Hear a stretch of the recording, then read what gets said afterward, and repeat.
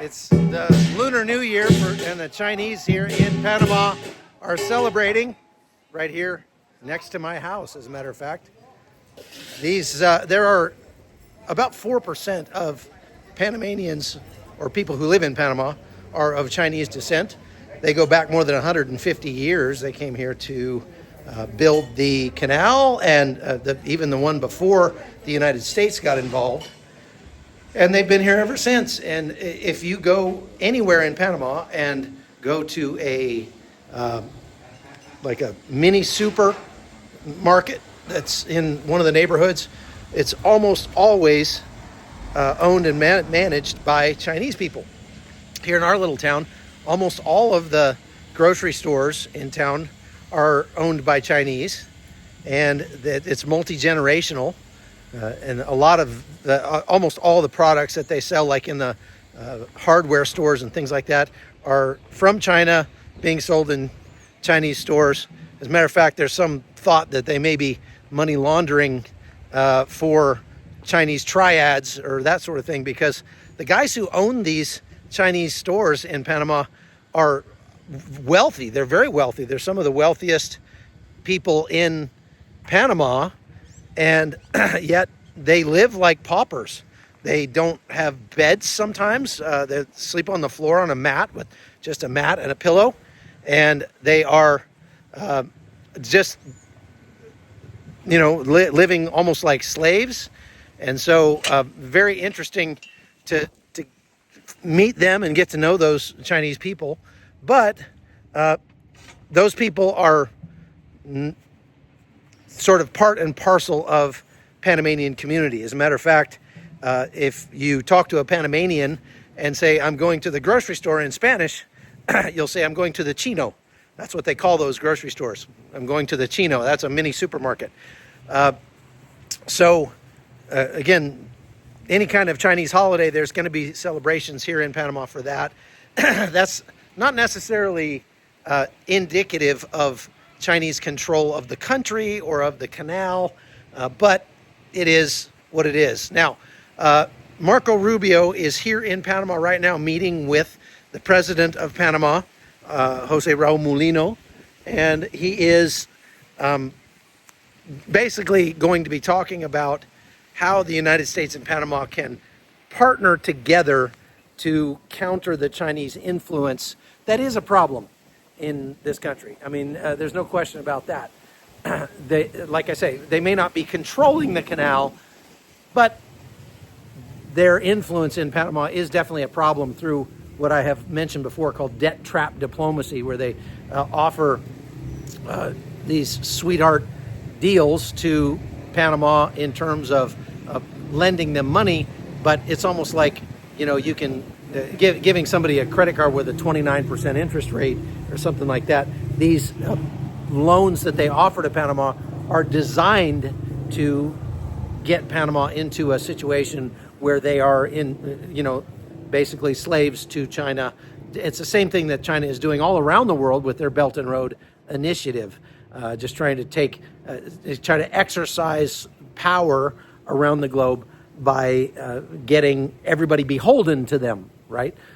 So that's one thing that Rubio is going to be here talking about. But there's another thing he's going to do while he's here, and that is go visit American Energy Services, AES. There's a power generation plant out on the Caribbean side of Panama near Colón that's run by AES.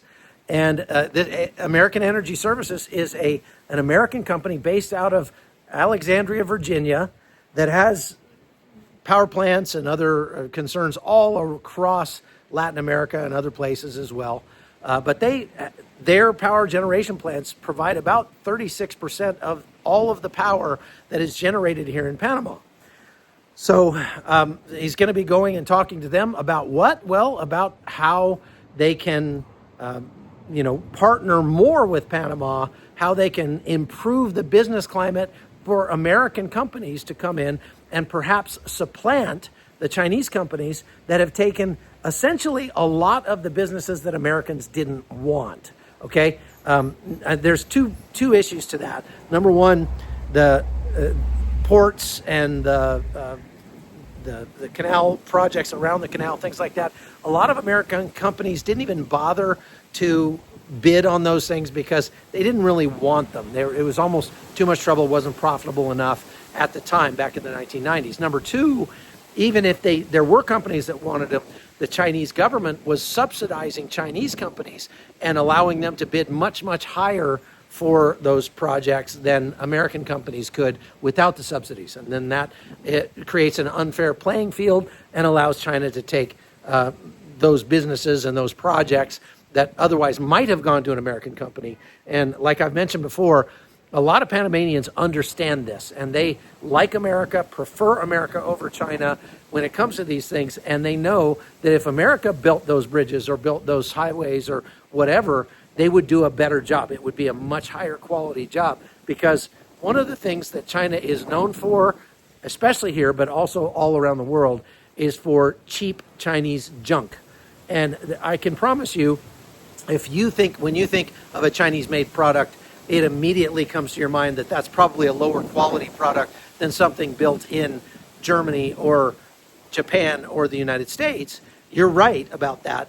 But in the United States, Chinese products are a much higher quality than Chinese products sold elsewhere. And here in Panama, there is a whole different level of cheap Chinese junk that's for sale, to the point where when you go buy a fan, for example, the store will pull the fan out of the box, unpack it, and plug it in just to make sure it actually works before they sell it to you, because they don't want to have to take it back if it doesn't work. And if that fan was made in China, it's a 50-50 bet whether or not that thing will actually function once you get it, get it home and plug it in. Very often when you buy a Chinese-made product in Panama, sometimes that's the only thing you have, the only option you have, is you have to fix the thing before you use it for the first time, rewire it or what have you. And there's a whole sort of minor cottage industry here of small-time electricians and stuff that you take your stuff to that you bought that's Chinese made and get them to rewire it or fix it so that it can be functional here. And I have to say this, I've heard from people that have been to China that there's an even lower level of Chinese junk that they sell to their own people in China, to the point where people die all the time from Chinese-made products.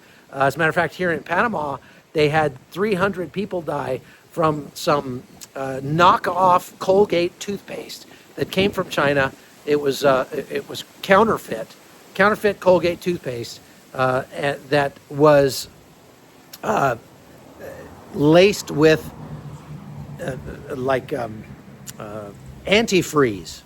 So whatever, the antifreeze was cheaper than the glycol or whatever that they put into actual toothpaste, and it was close enough chemically, they thought, so somebody just used antifreeze in that, and it ended up killing a whole bunch of people. They found it in cough syrup and all sorts of things like that. So obviously the Panamanians don't have a lot of great feelings for the Chinese, especially their products and the products of their work and the debt trap diplomacy that they engage in. So that is why many Panamanians are saying, we would love it if the United States came in here and kicked the Chinese out, for sure. But that does not go as far as saying we would love it if the United States came and took over the canal, because everybody here knows the canal is not administered by China. It is by their constitution. It has to be administered by Panamanians, and there are very, very few people who work for the canal itself that are not Panamanian citizens.